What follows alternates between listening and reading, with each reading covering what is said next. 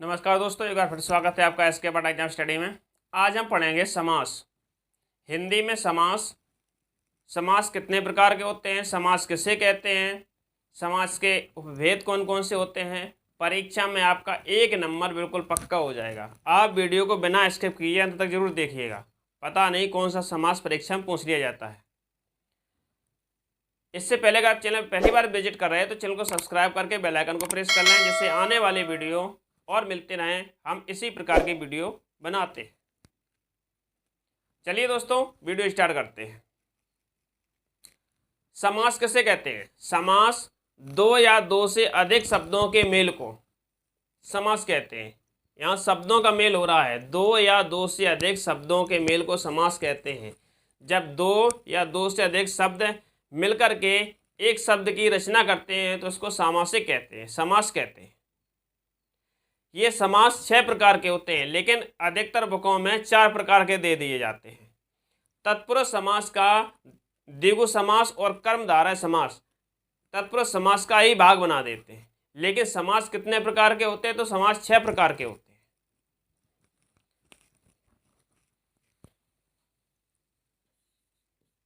2 या 2 से अधिक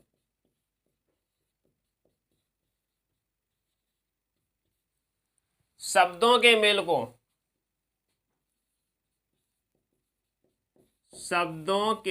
को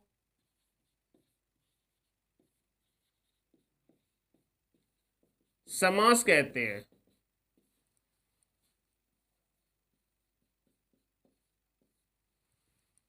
क्लियर? अब समास कितने प्रकार के होते हैं? तो समास 6 प्रकार के होते हैं। अगर परीक्षा में पूछा जाता है तो आपको 6 ही प्रकार करना है, 4 प्रकार नहीं करना है। समास 6 प्रकार के होते हैं।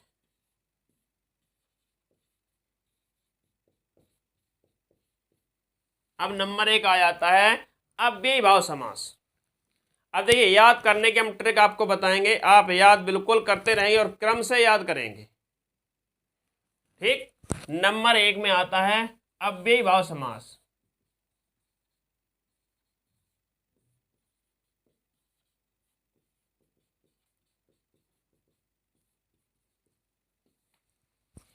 देखिए, जैसा कि नाम से ही स्पष्ट है, अव्यय यानी कि पहला शब्द इसका अव्यय होता है, जिसको बदला नहीं जा सके, या ऐसे कहिए अविकारी होता है, और दूसरा शब्द संज्ञा होता है।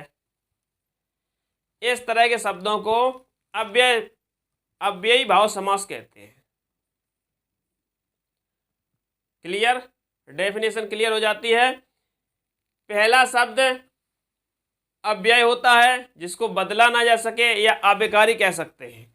दूसरा शब्द संज्ञा होता है, उसको हम अव्ययी भाव समास कहते हैं। जैसे यथाक्रम,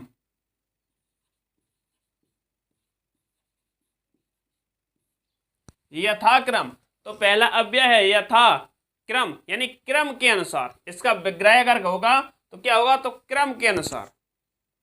जैसे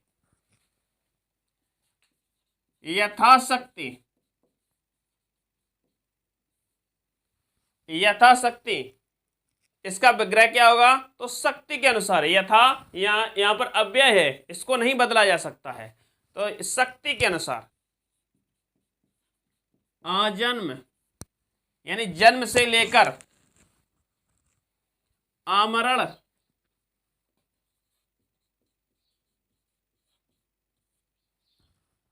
मरण तक। आमरण यानी मरण तक, मृत्यु से लेकर। जैसे प्रतिदिन,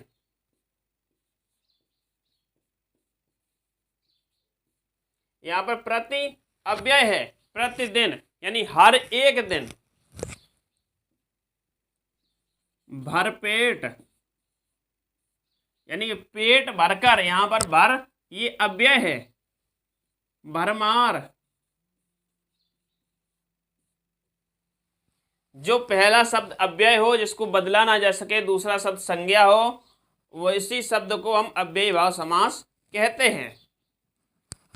निर्भय निर्भय, इसका विग्रह होगा बिना भय के, निर्भय बिना भय के। इस तरह के शब्दों को हम अव्ययी भाव समास कहते हैं। क्लियर। दूसरा आता है तत्पुरुष समास।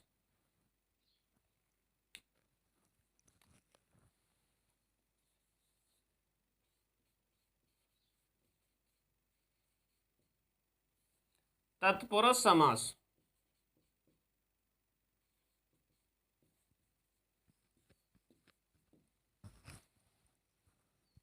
अब देखिए, अव्ययी भाव समास में क्या था कि पहला पद अव्यय होता है और पहला पद प्रधान भी होता है।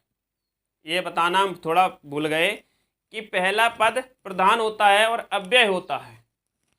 और तत्पुरुष समास में क्या है, दूसरा पद प्रधान होता है। नंबर 1 पर अव्ययी भाव, पहला पद, पहले नंबर पर अव्ययी भाव तो पहला पद प्रधान, दूसरे नंबर पर तत्पुरुष तो दूसरा पद प्रधान। ऐसे याद रखना है। इस समास में दूसरा पद प्रधान होता है एवं कारक विभक्तियों का लोप होता है। जो कारक 6 होते हैं उन्हीं कारक का इसमें प्रयोग होता है। जैसे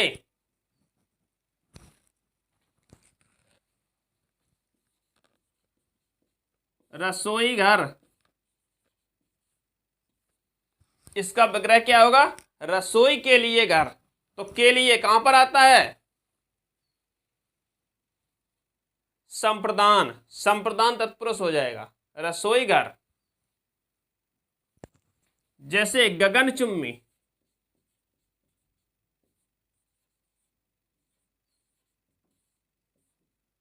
चुम्मी, गगनचुम्बी यानी गगन को चूमने वाला। तो को किस में आता है, कर्म, इसमें कर्म तत्पुरुष हो जाएगा। अगर आपको ये विधिवत रूप से पढ़ना है, ये कितने इसके भाग हैं, कौन समास के कितने प्रकार और होते हैं, तो अगर आप हमें कमेंट करें तो हम आपको बिल्कुल विधिवत रूप से पढ़ा देंगे कि जैसे तत्पुरुष समास के कितने भाग होते हैं, कर्मधारय समास के कितने भाग होते हैं, द्वंद्व समास के कितने भाग होते हैं, इन सभी को हम पढ़ा देंगे। आगे बढ़ते हैं। द्वंद्व समास,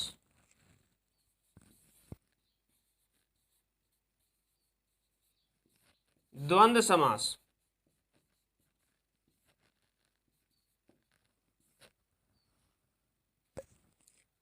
देखिए, सबसे 1 नंबर पे था अव्ययी भाव समास। पहले नंबर पर तो पहला पद प्रधान, दूसरे नंबर पर तत्पुरुष समास तो दूसरा पद प्रधान, तीसरे नंबर पर द्वंद्व समास तो दोनों पद प्रधान। आपको क्रम से याद रखना है। अभी हम क्रम की आपको एक ट्रिक बताएंगे।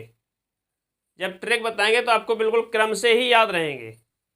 पहले नंबर पर अव्ययी भाव तो पहला पद प्रधान, दूसरे नंबर पर तत्पुरुष तो दूसरा पद प्रधान, और तीसरे नंबर पर द्वंद्व समास तो दोनों पद प्रधान। इस समास में दोनों पद प्रधान होते हैं तथा और अथवा का लोप होता है। जैसे माता पिता,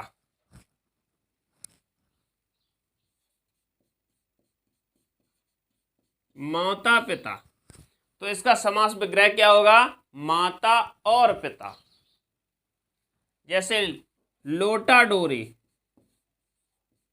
लोटा डोरी तो इसका समास विग्रह क्या होगा, लोटा और डोरी। क्लियर। जैसे राम लक्ष्मण,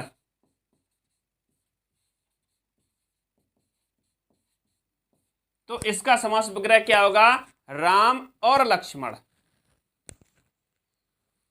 द्वंद्व समास में और अथवा का लोप होता है, वो आपको निकालना होता है कि इसमें से कैसे इसका विग्रह होगा। जैसे माता पिता तो माता और पिता,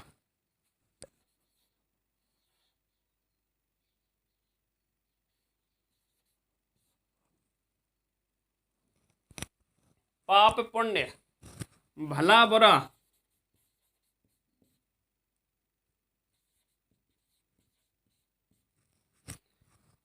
इस तरह के शब्दों में बीच में योजक चिन्ह का आपको लगा मिलेगा। अगर योजक चिन्ह मिलता है तो आपका द्वंद्व समास हो जाएगा। योजक चिन्ह या यहाँ पर देख ली आधा ना, ऐसा योजक चिन्ह होता है। तो इसी प्रकार के आपको पहचान लेना है कि द्वंद्व समास है। क्लियर? आगे बढ़ते हैं। द्विगु समास नंबर 4,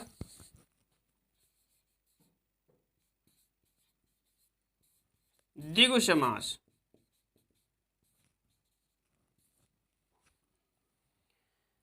द्विगु समास में प्रथम पद संख्यावाची होता है। यहाँ आपको याद रखना है कि प्रथम पद संख्यावाची होता है और दूसरा पद पूरे वाक्य का बोध कराता है। यानी कि आपको पहला पद याद रखना है कि संख्यावाची होना चाहिए। जैसे चौराहा,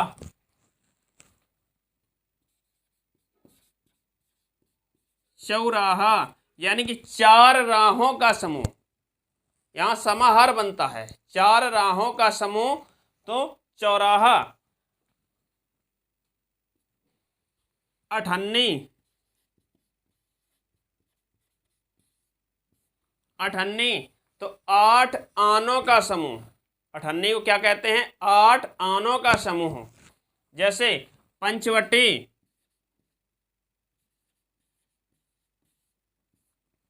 पंचवटी में क्या है? तो 5 वटों का समूह। वट मीन्स वृक्ष, 5 वटों का समूह, तो पंचमुखी, सॉरी पंचवटी या पंचमुखी।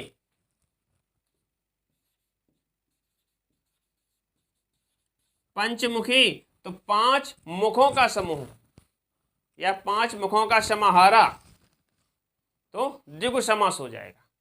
क्लियर? कोई डाउट? अगर डाउट हो तो तुरंत कमेंट करके पूछ सकते हैं। आगे बढ़ते हैं। बहुब्री समास।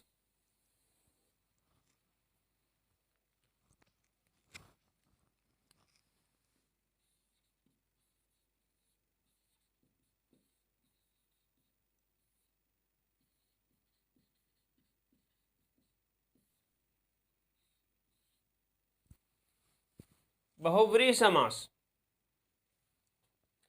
इस समास में ना प्रथम पद प्रधान होता है, ना द्वितीय पद प्रधान होता है, अन्य पद प्रधान होता है। अब देखिए यहां पर क्या था? पहला नंबर पर अव्ययी भाव समास, तो पहला पद प्रधान। दूसरे नंबर पर तत्पुरुष प्रधान, तो दूसरा पद प्रधान। तीसरे नंबर पर द्वंद्व समास, तो दोनों पद प्रधान। अब यहां पर आगे बढ़ता है, द्विगु समास संख्यावाची हो गया है। आगे बढ़ते हैं बहुब्री समास, तो कोई भी पद प्रधान नहीं। इस समास में कोई भी पद प्रधान नहीं होता, जबकि अन्य पद प्रधान होता है, तीसरा पद। जैसे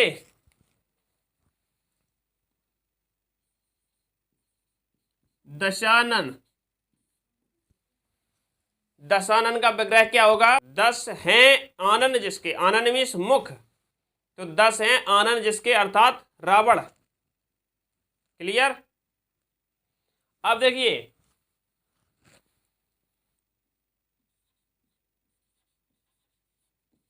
पंचमुखी, आपको क्लियर करा देते हैं। पंचमुखी, 5 हैं मुख जिसके अर्थात हनुमान जी।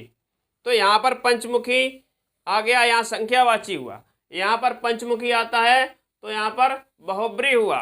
अगर आपको इन दोनों में से या द्विगु समास में से या बहुब्री समास में से एक ऑप्शन आता है तो आप कर लेंगे। अगर दोनों ऑप्शन हैं तो आपको बहुब्री समास ही मारना है। क्लियर? अगर दोनों ऑप्शन हैं, द्विगु समास भी है, बहुब्री समास भी है पंचमुखी में, तो आपको बहुब्री समास ही करना है। क्लियर हो जाता है?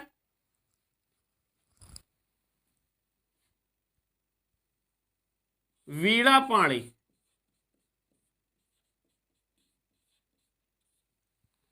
वीणा है हाथ में जिसके अर्थात सरस्वती। क्लियर? क्लियर करते रहना।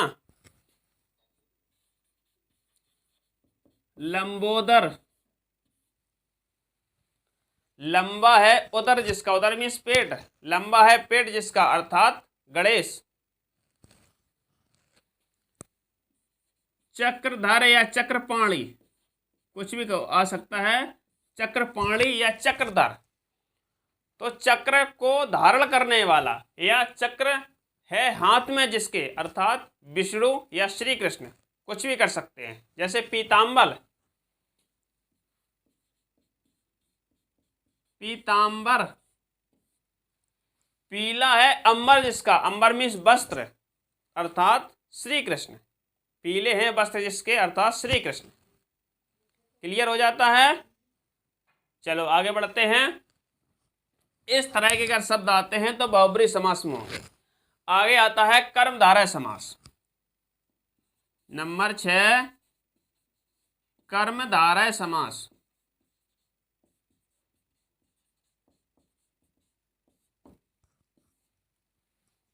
अब देखिए कर्मधारय समास में क्या होता है, पहला पद विशेषण होता है और दूसरा पद विशेष से होता है। तो पहला पद विशेषता बताता है किसकी, दूसरे पद की। यानी जैसे नील गाय, यानी गाय की विशेषता बता रहा है, कैसा, नीली है। गाय कैसी है, नीली है। तो पहला पद विशेषता बताता है दूसरे पद की, यानी पहला पद विशेषण होता है, दूसरा पद विशेष होता है या संज्ञा होता है। जैसे महात्मा, महात्मा, महान है आत्मा। आत्मा कैसी है, तो महान है। तो महान है आत्मा, यानी कि दूसरे पद की विशेषता बता रहा है पहला पद। तो आपका कर्मधारय समास हो जाएगा। जैसे श्रेष्ठ कवि, श्रेष्ठ कवि। अब कैसा है यहां पर, श्रेष्ठ है कौन, कवि। कौन है श्रेष्ठ, कवि श्रेष्ठ है। तो यानी कि पहला पद विशेषता बताता है दूसरे पद की। तो पहला पद विशेषण होता है, दूसरा पद विशेष या संज्ञा होता है। क्लियर। अगर इस तरह के शब्द आ जाते हैं तो आपको समास में कोई प्रॉब्लम नहीं होगी। आप देखिए हम ट्रिक बताते हैं। वर्णमाला देखिए, वर्णमाला में सबसे पहले आ आता है। तो आ अगर पहले आ गया तो पहले अव्ययीभाव समास। क्लियर। और उसके बाद जितने समास होते हैं उनमें से देखना है आपको। उसके बाद ता आता है। क्या आता है, इन सभी समास में पहले ता आता है, आता है। उसके बाद दोनों में दा है दा।